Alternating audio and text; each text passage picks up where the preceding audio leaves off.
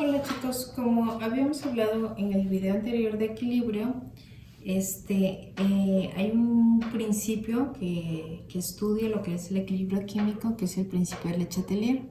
Le Chatelier hablaba de que tres situaciones como la concentración, la presión o volumen y el cambio de temperaturas afectan a una reacción química, ¿sí? Les vuelvo a decir que el equilibrio químico es aquel en la que las concentraciones tanto de los reactivos como de los productos se mantienen constantes. Normalmente cuando hablamos de reacciones de equilibrio hablamos de que los componentes están en estado gaseoso, ¿vale? Entonces vamos a ir como analizando cada uno de los temas de los puntos que hablaba Le Chatelier, ¿sí? Por ejemplo, el primer punto de Le Chatelier habla sobre la concentración, ¿vale? La concentración lo voy a ejemplificar con estas imágenes que encontré. Dice que, por ejemplo, vamos a suponer, yo tengo una reacción sencilla, ¿sí? En donde A, ¿sí?, está en equilibrio, ¿sí?, o genera B, ¿sí?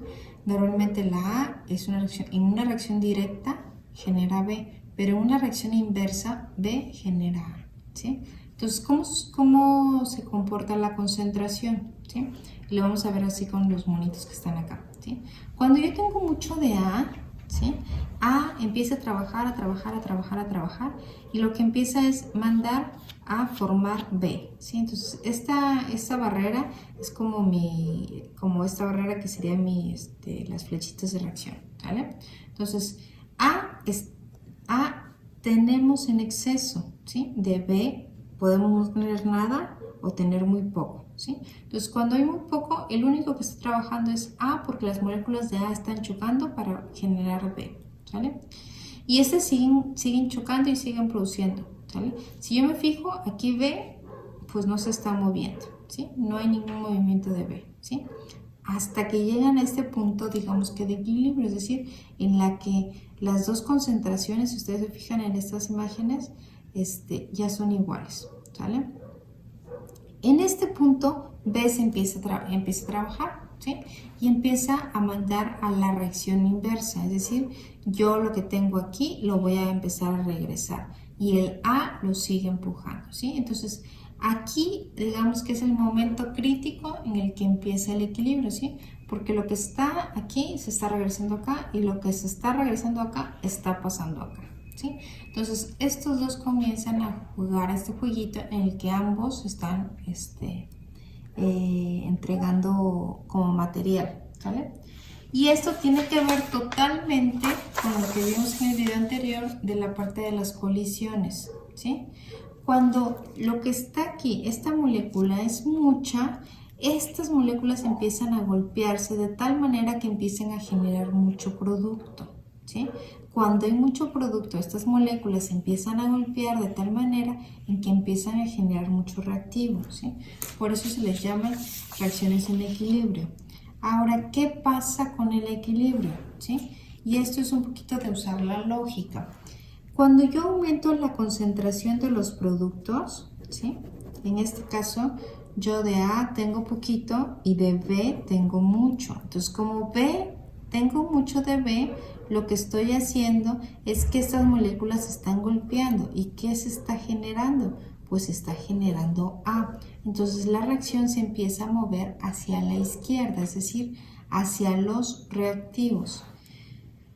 Cuando decrece la concentración de un producto, es decir, hay menos B y hay mucha A, ¿sí?, las moléculas de A están como más presentes, entonces se empieza a mover hacia allá, porque estas empiezan a chocar más y empiezan a producir B, entonces la reacción se mueve hacia la derecha. Cuando se aumenta la concentración de los reactivos, lo mismo que acá, ¿sí?, yo tengo más A's, entonces lo mismo, están chocando más los reactivos y están generando ese producto, como en este caso, ¿sí? No había casi nada de B, ¿sí?, y hay mucho A, entonces se empieza a mover la reacción igualmente hacia la derecha. Y cuando decrece la reacción de A, ¿sí?, es decir, A tenemos poquito y B tenemos mucho, que es lo de arriba, ¿sí?, la reacción se mueve hacia la izquierda, ¿sí? Esto es en términos de concentración, ¿sí? ¿Qué sucede en el equilibrio cuando nosotros le movemos a la concentración? ¿Vale?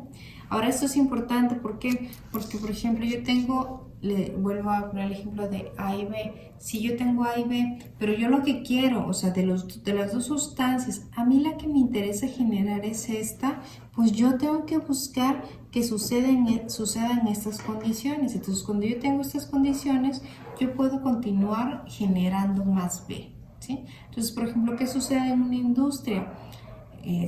Por ejemplo, hablemos de, no sé, las industrias de cervezas que usan varios microorganismos o las de yogur que usan organismos. Lo que hacemos es, cuando ya tenemos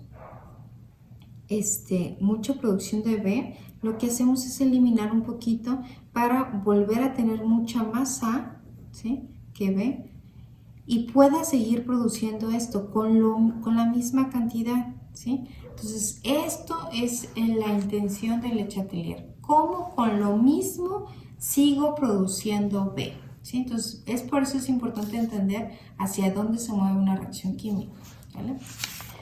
Vamos a ver el segundo punto del Le Chatelier, que es la presión. La presión y el volumen les decía que van de la mano, ¿sí? Porque si yo aquí estoy agregando como un pistón, ¿sí?, que yo tengo dentro de este tubo tengo ciertos gases que ahí se ven en diferentes colorcitos, en grises. Lo que hago es, si yo reduzco el volumen, reducir el volumen significa aumentar la presión, ¿sale? Entonces, la reducción de volumen me genera mayor presión, ¿sale? Y lo contrario, si yo aumento mi volumen, pues mi presión es menor, ¿vale? Entonces, por ejemplo, cuando yo reduzco el volumen, han visto una manguera que saca agua, ¿sí? Yo reduzco el volumen y la presión del agua empieza a aumentar, empieza a salir la mayor cantidad de agua, ¿sí? ¿Por qué? Porque la presión está aumentando, ¿sale? Ahora, si aumento mi volumen, pues la presión es menor, es decir, estas partículas pues van a salir a la presión normal, ¿sale? Entonces yo tengo en esta reacción química a estas moléculas, ¿sale? Estas moléculas, estas primeras dos moléculas, ¿sale?, son los reactivos y estas son los productos, ¿sale? Una vez que yo genero esta reacción química, se empieza a generar esta. Esta es una reacción reversible también, ¿no?, porque todos son gaseosos. Ahora, ¿qué pasa con el volumen y la presión? Entonces, las moléculas aquí son inteligentes, porque aquí, cuando estos gases están en equilibrio, pues me puedo arreglar y puedo andar en este espacio normalmente. Pero ¿qué pasa si yo reduzco el volumen, si estoy aumentando la presión? Pues el espacio entre las partículas se vuelve menor, si se dan cuenta. Entonces estas partículas de cierta manera se tienen que reacomodar para que estén cómodas, digamos, ¿sí? Entonces yo me tengo que reacomodar para que pues yo pueda tener esta comodidad que tenía aquí al inicio, ¿sale? Entonces una vez que yo me reacomodo, sucede esto, ¿sí? ¿Qué está sucediendo? Lo que sucede es que yo me voy a convertir hacia donde menos átomos haya, ¿sí? Y para eso vamos a contar los coeficientes estequiométricos. Aquí hay una molécula de CO y acá hay 3 moléculas de CO, ¿sí? Si yo me fijo, aquí hay 4 moléculas, ¿sí?, en el lado de los reactivos. Y en el lado de los productos, ¿sale?, acá hay una molécula y acá hay una molécula, ¿sí? Esta es una ecuación que ya fue balanceada. Entonces, se están generando únicamente 2 moléculas del lado de los productos, ¿sí? Si yo tengo poco espacio, es decir, mi volumen se redujo, a mí me interesa irme hacia el lado donde haya menos moléculas. De este lado hay menos moléculas. Por eso, el lado de los productos, a la hora de reducirse el volumen, va a aumentar, los productos van a aumentar y los reactivos van a disminuir, ¿sí?, comparados como estaban acá. los reactivos van a disminuir, ¿sí? No les puedo decir siempre va a tender hacia el lado de productos o siempre va a tender del lado de reactivos. No se puede decir esto en general. ¿Por qué? Porque depende de cuántas moléculas haya de cada uno de los dos lados, ¿sí? Porque pues las reacciones son diferentes y sus coeficientes estequiométricos son diferentes. Para esta ecuación, cuando se reduce el volumen, se mueven hacia el lado de los productos. Para esta ecuación, cuando se aumenta el volumen, se mueven hacia el otro lado, que sería donde hay más moléculas, ¿sí? Los que serán los reactivos. Entonces, este movimiento hacia dónde se mueven depende de estos coeficientes estequiométricos y depende del tipo de ecuación que sea, ¿no? Y el último punto del Chatelier es la temperatura. Esto es algo difícil de ver porque desgraciadamente no tenía color mi impresora para enseñárselo más claramente. Les voy a poner otro videito ahí donde se ven los colores. Pero en esta ecuación normalmente a una temperatura normal, temperatura ambiente, el tono de esta solución que se encuentra aquí adentro es morado, ¿sale? ¿Qué sucede cuando la temperatura aumenta? Es decir, lo estamos metiendo en agua tibia, ¿sí?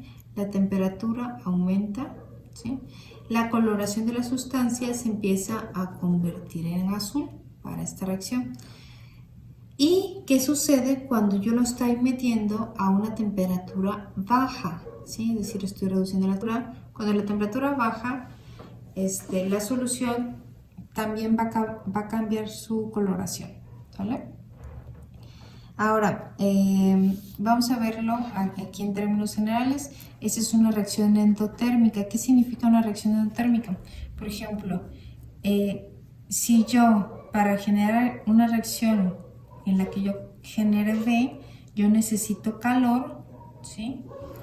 Es decir, le estoy agregando calor. Por ejemplo, cuando nosotros cocinamos en la casa, o sea, la comida que ustedes quieran y la hacemos en la estufa, pues le estamos agregando calor para que suceda la reacción química, ¿sale? A este tipo de reacciones se les conoce como endotérmicas, ¿sale? Y cuando al contrario la reacción genera calor, ¿sí? Cuando se genera calor es una reacción exotérmica, ¿sale? Entonces, cuando en la reacción es una reacción endotérmica, lo que estamos agregando aquí es el calor, ¿sí? El calor se está poniendo como del lado de los reactivos. Entonces, por eso es bien importante saber cómo es la reacción, porque si la reacción absorbe más calor, es decir, estamos elevando la temperatura, lo que estamos haciendo es que estamos agregando más concentración de los reactivos y se está transformando a más producto, ¿sí? Entonces se está generando mucho más producto, ¿sale? Entonces aquí estoy generando mucho más producto y se está convirtiendo en azul, ¿sí? Por eso cuando la temperatura aumenta, el color de la sustancia se está haciendo más azul. Ahora, ¿cuál es lo contrario? Cuando la temperatura disminuye, esto se está volviendo más rosado, ¿sí? Aquí no es azul, es rosado, perdón, me equivoqué, ¿sale? Entonces, tengo una diferente coloración por la sustancia. Esta sustancia es rosada y normalmente esta sustancia es azul, ¿vale? Para esta reacción química. Para otras reacciones químicas, pues la coloración puede ser diferente o puede no existir una coloración que se vea claramente, ¿sale? ¿Y qué sucede cuando es al revés? Cuando yo agrego calor a una reacción exotérmica, lo que tengo es mucho producto y voy a formar reactivos. Y lo contrario es cuando yo quito ese calor, ¿sí?